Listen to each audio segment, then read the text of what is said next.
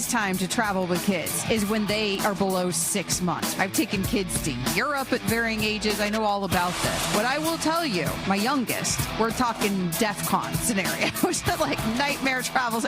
When that little guy just gets a tiny bit older, those trips feel a lot less like vacation. Amber and Ian, weeknights at 8 p.m. Eastern on ESPN Radio and on the ESPN app. Yay! Welcome to the show. We are on Sportsmanlike here on ESPN Radio. ESPN2, we are presented by Progressive Insurance. It's easy to bundle your home and car insurance at Progressive.com. Along with Chris Canty, Amber Wilson from Amber and Let's Ian. go. 8 p to 10 p Eastern Time in Fort Smalls today. And you heard Amber there talking about vacations versus trips.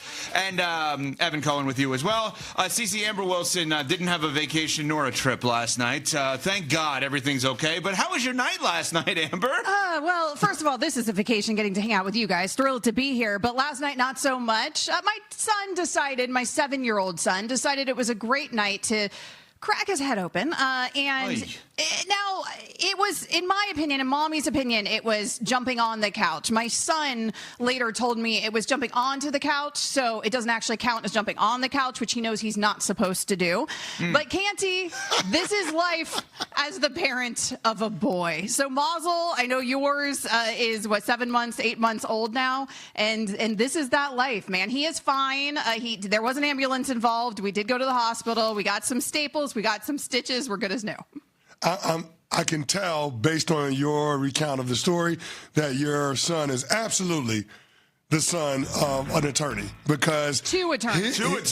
Exactly. So, because his recount of the events in question is different from Mom's assessment of what happened. And I love that he engaged in the pushback just to clarify exactly what happened from his perspective as to deflect and potentially avoid any type of accountability from Mom or Dad. That's right. Well, because you don't want to punish or be angry, obviously, at first. When your kid's hurt, then that's not the time. And so, of course, we didn't have the conversation until well after the hospital. Everything's fine at this point. And I said gently, hey, buddy, do you think maybe you learned a lesson of why Mommy's always telling you not to jump on the couch?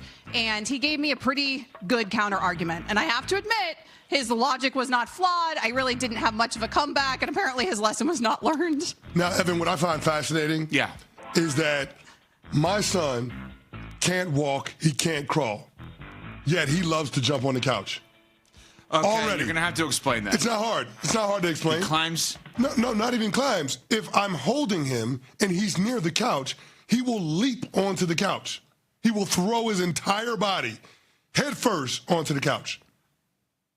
That's pretty good. I mean, it's pretty athletic. Yeah. I mean, but also there's a little bit of a daredevil in him. And based on what Amber is telling me about what happened with her son last night, this doesn't go away.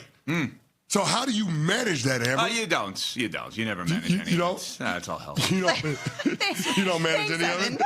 Amber, am I right? I mean, come on. I have a 12 and a 10-year-old. It just gets different. It doesn't get easier. Every single parent listening and watching our show right now can relate to Amber, can relate to, well, maybe not the athleticism of your son, Cece, can relate to me of it's not that it gets easier. It just gets different. Like, I have a similar story to Amber when my son was probably around that same age, that he hit his head playing basketball in a driveway on like a gate thing. His head is split open. I'm in the ambulance with him. The paramedics and the doctors, whatever, in the ambulance say to him, they're doing through all the questionnaire stuff. They go, when is your birthday? He gives the month and the day. And they go, what year? And he says, every year. That's a pretty good answer. That's pretty good. I mean, that is correct. Sharp. But it's like, can we just answer the damn question? They're trying to help you. He happens to be right. It is every year. But you knew he was okay with that answer. Yeah, I'm like, all right, you know what? Maybe we're onto something. But yeah, it never gets easier. It just gets different.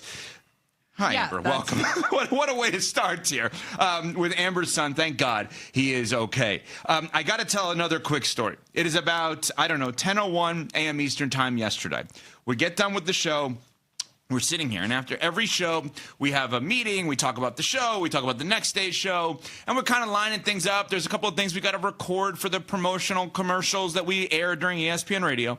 And Nuno says to us, the Lakers, I think, were just sold. And the two of us are saying, what are you talking about, the Lakers? You mean a year ago? Like, are you reading the old newspaper? Nuno's like prides himself on sitting there in the recliner reading an actual newspaper.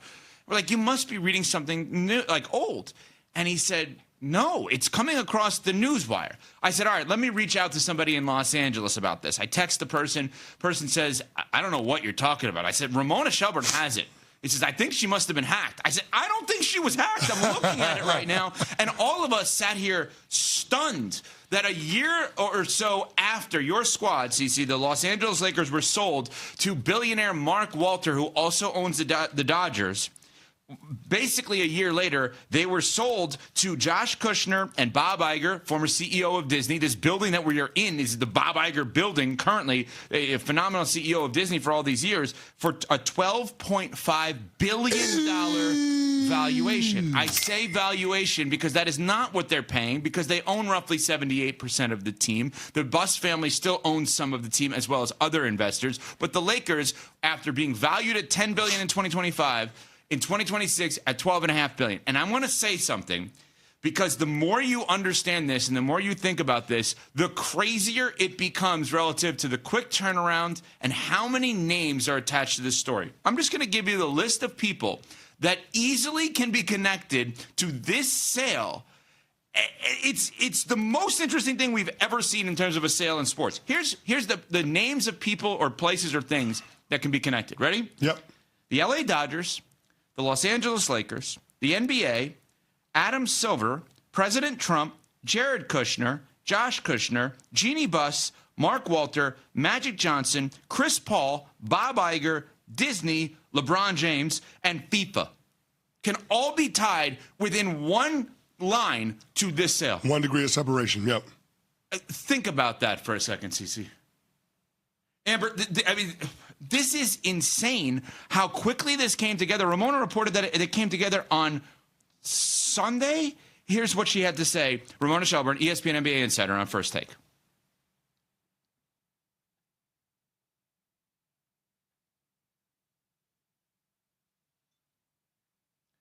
We're going to get that in a second, so I apologize. So the point is, it came together. Josh Kushner and Bob Iger were involved in the expansion process in Las Vegas. They had a bid group together, and the bidding in Las Vegas was getting extremely high.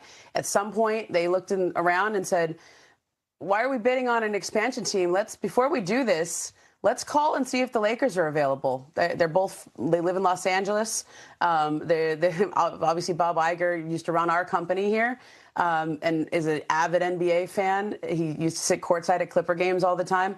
So they called Mark Walter. I am told this was on Sunday that they called Mark Walter and said, hey, before we go forward with the Las Vegas deal, are the Lakers available? Could we make you an offer for the Lakers? And Mark Walter wasn't interested in selling, but the number they discussed, $12.5 billion, Shay, was something that he had to think about. And he had, I think, 1 or 2 days to think about it before this started moving forward, before they had to move forward with the expansion process. But, Mark Walter purchased the Lakers just last year. That went through in 2025. It was approved by the Board of Governors at $10 billion. So from October of last year to right now, he just made $2.5 billion on the Los Angeles Lakers. Curious to know why the first instinct of the group led by Iger and Kushner decided that, you know what, we're going to call to see if the Lakers were available. Of all of the other potential franchises that were out there to be purchased, prospective owners potentially looking to unload their teams based on what the valuations have done and where they've been going over the past several years. I'm curious to know why the pivot was from expansion franchise to the LA Lakers. And this is where people start to try to connect dots with what's going on with Mark Walter and the federal investigation and the SEC investigation into his business practices. It's fascinating to think about all of the layers to this and how the degree of separation is so small when it comes to people that control the levers of power in this country. It's fascinating to see how all of this came together and resulting in one of the most iconic franchises in all of sports history essentially being flipped like a house in the hood. I never thought that after the Lakers were sold at a $10 billion valuation 14 months ago, that they would then be sold again at a $12.5 billion valuation. Amber, if we look at this and just based on the reporting, okay, Mark Walter, now the former owner of the Lakers, who built his financial empire in the insurance industry, is under federal investigation for alleged tax fraud by other companies tied to the billionaire. Bloomberg reported in July that U.S. prosecutors in Manhattan are examining whether Delaware Life Insurance Company and Clear Spring Life, an annuity company, two insurers controlled by Walter, failed to disclose that their private credit holdings backed other Walter-controlled ventures. The Securities and Exchange Commission is running a parallel investigation, according to the Bloomberg report. This is all, Amber, per Bloomberg. So then the speculation comes in, did he flip the team because he needed the money to pay off whatever it is that's going on in the real world, the non-sports world part of this? Right. I would imagine it could not hurt to now have $12.5 billion or whatever his walkaway is of that, because he doesn't own 100% of the Lakers, but certainly he just made some money, honey. And I would imagine that would help with some of those investigations, whatever that's leading to. I think that had a lot to do with this. If you're reading between the lines, that's of course not what's being reported. What's being reported is that this was a spur of the moment thing, and it was a deal he couldn't turn down. And I do like the idea, guys, of a spur of the moment decision. Like the rest of us are driving past a Starbucks and we decide, spur of the moment, let's get a coffee, you know? And apparently with billionaires, they're driving around and they decide, let's buy the Los Angeles Lakers for $12.5 billion.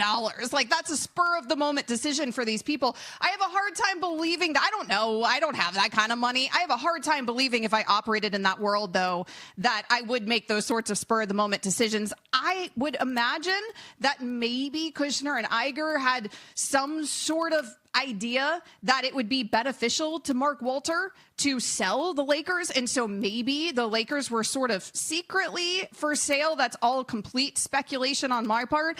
I just think if you connect the dots, that there might be a little bit more to this, Evan, and there might have been a reason that they knew that if they made him an offer he can't refuse, he would not refuse it. Yeah, there's so much more. We got to continue this conversation because there's that part of it. There's also, how does ownership in sports get vetted that quickly? Now, maybe that's the Bob Iger part, because Bob Iger obviously has the interactions and the relationships with the NBA for 100 years, that there's less of a vetting process. You want to know how it gets vetted that quickly? A $12.5 billion valuation. Who in the NBA is going to turn that down? Well, okay. No governor is going to turn that down because they just made more money. It hasn't been fully vetted, though, yet, guys. That process is going to take weeks. Yeah, I understand that. But this is something that everybody wants to happen because of the price tag that's associated with the Lakers. All right, we're going to continue this conversation. One of the most shocking sports business stories we've seen in the last decade plus. We're on Sportsmanlike, presented by Progressive Insurance. Hey, it's Gola. Coming up Thursday, our two-a-days roll on as we focus on the Steelers and Packers. Is this the year Jordan Love finally puts it all together?